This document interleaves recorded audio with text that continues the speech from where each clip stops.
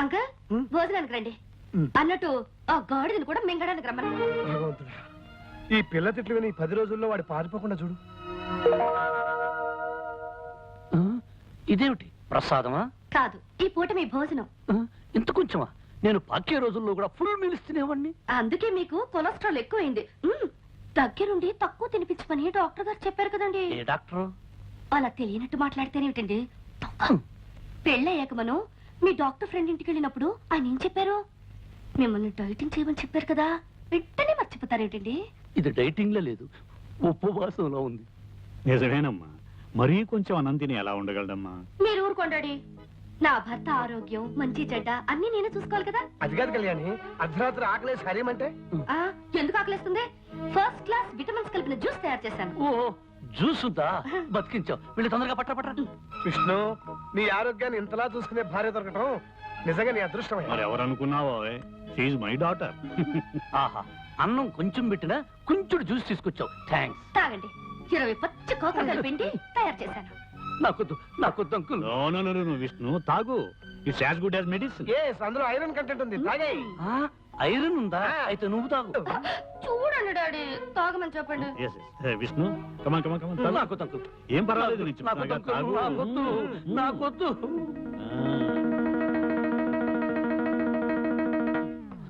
నీ ఫేస్ చూస్తుంటే ఇంకో గ్లాస్ లాగించేటట్టున్నావు. ఏమైంది? పచ్చిమిరపకాయ నవిలే మంట. నీకు మంట, నాకు చేదు. పర్వాలేదులే, పడుకోబోయేటప్పుడు బాగా పంచదార వేసుకుని గ్లాసులు పాలు తాగు, సరిపోతుంది. అలాగే అంకుల్. కళ్యాణి, పాలు తీసుకుని రూమ్ కురా.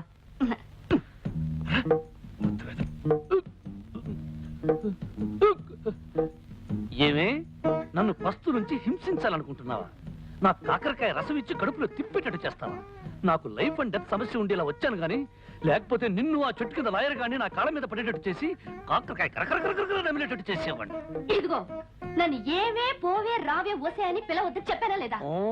నువ్వు కుంకుడుగాయ రసాలు మిరియాల కషాయాలు ఇస్తుంటే నిన్ను మర్యాదగా పిలవ. కళ్యాణి, ఇదిగో అత్తగారు నా కోసం పాలు తెచ్చినట్టుంది, పోయి తే.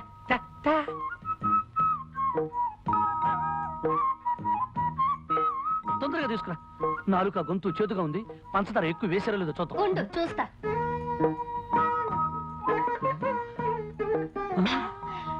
పంచదార సరిగ్గా సరిపోయింది. ఆహా, గేదె కుడితే తగినట్టు ఏం తగేవే? కుళ్ళిపోయిన ఉల్లిపాయ మొహం. నీదే అరిగిపోయిన పచ్చడి పండ మోహం.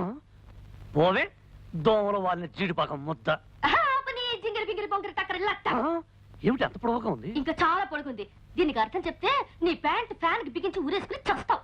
ఇదిగో, నువ్వేం తిట్టినా భరించి కూర్చోడానికి నేను లంగా ఓణి వేసుకుని కూర్చోలేదు. దెబ్బకు దెబ్బ, వేటుకు వేటు.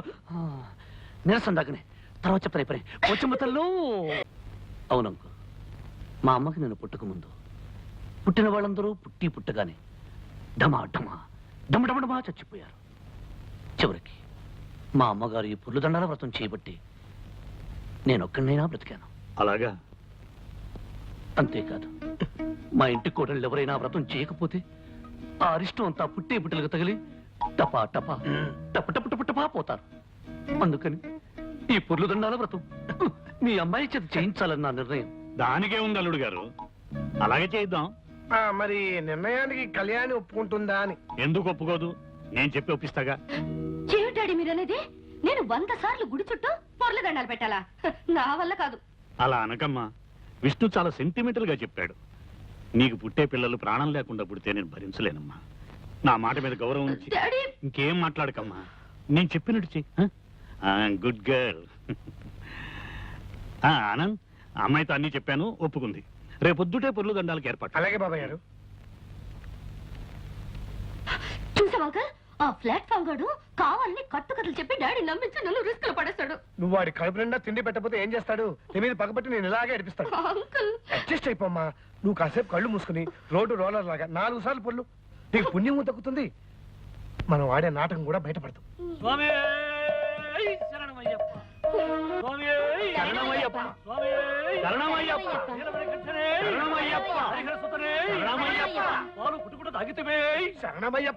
అల్లుడు గారు, పాలు తాగటం అంకుల్, ఆనాడు అయ్యప్ప స్వామి పులిపాలు తాగాడు కదా, అది. పస్తులు పెట్టితివే, ఇరుకున్న పెట్టితివే. శరణమయ్యప్ప. ఆనందరావు, ఇవన్నీ స్వామివారి స్తోత్రాలే. అవును బాబాయ్ గారు, మీరు అమెరికాలో ఉన్నారు కదా, ఈ స్తోత్రాల గురించి మీకు తెలియవు. స్వామి శరణమయ్యప్ప!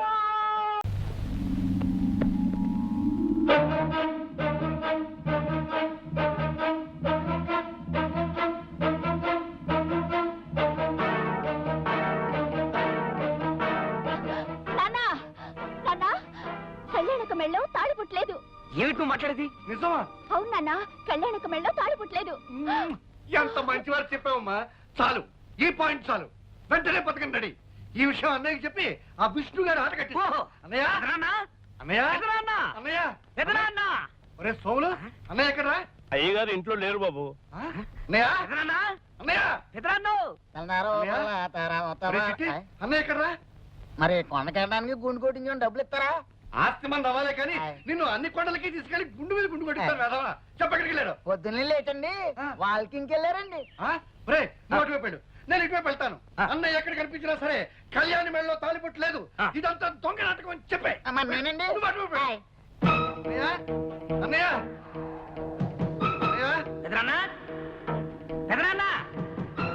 అన్నయ్య దొరా! ఎత్తరా, ఎవరున్నారు? అన్నయ్య అన్నయ్య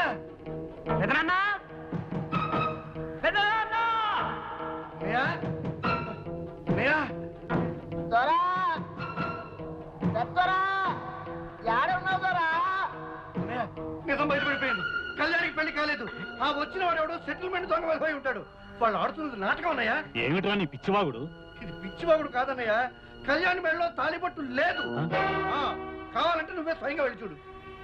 దొరా! ఎత్తరా!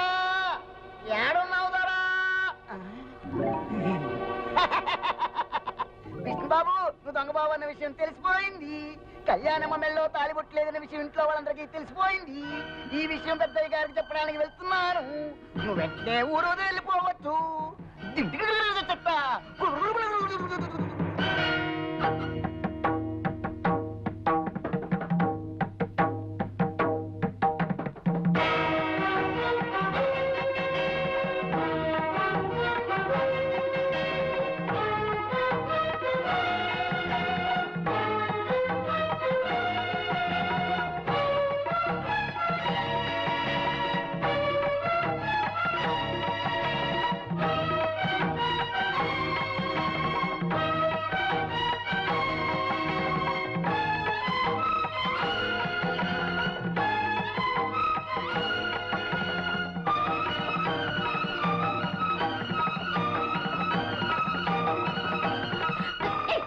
విష్ణు ఎక్కడికి?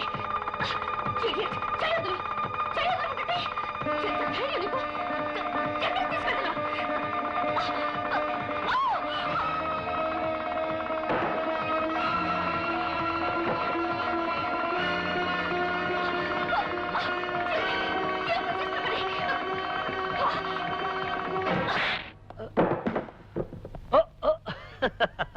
అంకుల్, కురుక్షేత్రం డ్రామాలో పడక సీన్లో శ్రీకృష్ణుడు ఎలా పడుకుంటాడు చూపించమంది. చూపిస్తున్నాను. ఎలా ఉంది పొజిషన్ అంకుల్? ఏమా కళ్యాణి, తాలిబుట్టలా నూనె తాడు వేసుకున్నావేమిటి? బంగారం తాడు వేసుకోవచ్చుగా. సిటీలో గోల్డ్ చైన్ ఆర్డర్ ఇచ్చాం అంకుల్. 2-3 రోజుల్లో కరెక్ట్ చేసుకోవాలి కదా కళ్యాణి. అంకుల్, మీరేమిటి ఇలా వచ్చారు? ఏం లేదు ఏదో ఒకసారి మీ ఇద్దరిని చూడాలనిపించింది, వచ్చాను. క్యారియన్ క్యారియన్.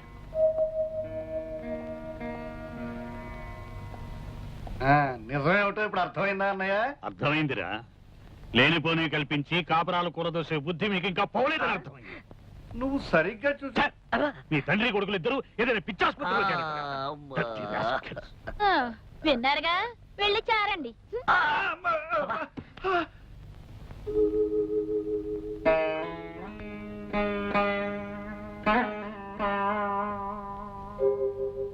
మనం ఆడే నాటకం బయటపడకుండా ఉండటానికి, ఆ పెద్ద ఆయన్ని కాపాడుకోవడానికి నాకింతకంటే వేరే ఆలోచన రాలేదు. మీరు నాకు ఇచ్చే కిరాయికి తగిన రుణం తెచ్చుకోవడం నా కర్తవ్యం. మీ దగ్గర తీసుకుంటున్న డబ్బుకి ఏమాత్రమైనా న్యాయం చేయకపోతే నేను కిరాయి మనిషిని అవుతానే కానీ నిజమైన మనిషిని కాను.